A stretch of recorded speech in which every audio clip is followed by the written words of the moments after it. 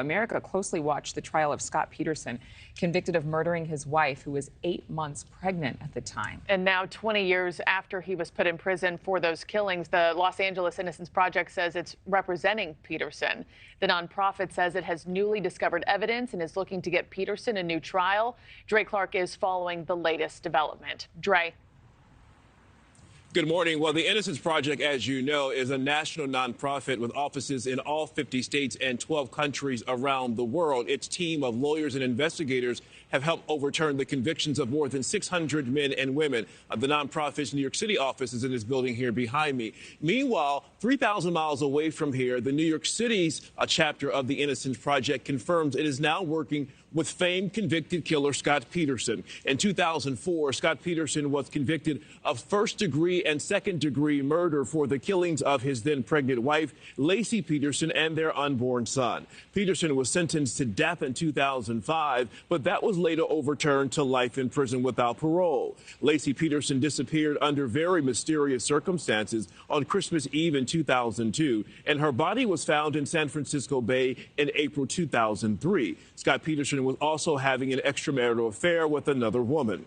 Peterson, now 51 years old, has always said he was innocent and that he received an unfair trial, complaining that one of the jurors that helped convict him actually lied about her past experience with abuse to get a seat on the jury. Now the Los Angeles Innocence Project is seeking new evidence from the original trial. A statement from the LA Innocence Project to NewsNation says the Los Angeles Innocence Project represents Scott Peterson and is investigating his claim of actual innocence. We have no further comment at this time. Now, last night on Cuomo, Chris spoke with the man who served on the Peterson jury, as well as attorney Mark Garagos, who defended Peterson at his murder trial.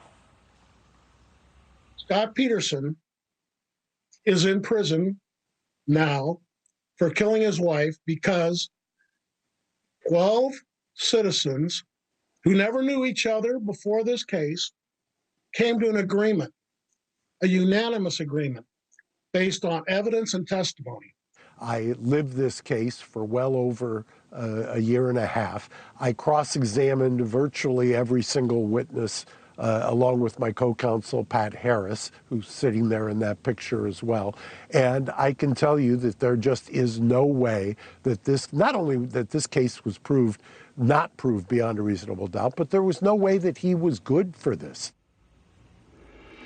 Again, the Innocence Project now saying they have new evidence that could lead to Scott Peterson's conviction being overturned. They also plan to do DNA testing on some of the evidence presented at trial, including a burned out van that was discovered about a mile away from the Peterson home. Also, investigators say around the time Laci Peterson disappeared, there was a burglary that happened just across the street from her home, and they maintain the police never thoroughly investigated that crime, and they believe that possibly Laci Peterson may have stumbled upon that burglary and actually lost her life. Meanwhile, again, they have this new evidence, but there's still a lot of questions as to what kind of evidence they have that's strong enough that could possibly overturn Peterson's conviction. Markie, Adrienne? Yeah, this is one of those cases we all remember where we were when the verdict came down, and wouldn't it be something if this started all over again? Gosh, Dre Clark, thanks so much. Thank you for watching. Go to newsnationnow.com to find NewsNation on your television provider. And don't forget to click the red subscribe button below to get more of NewsNation's fact-driven,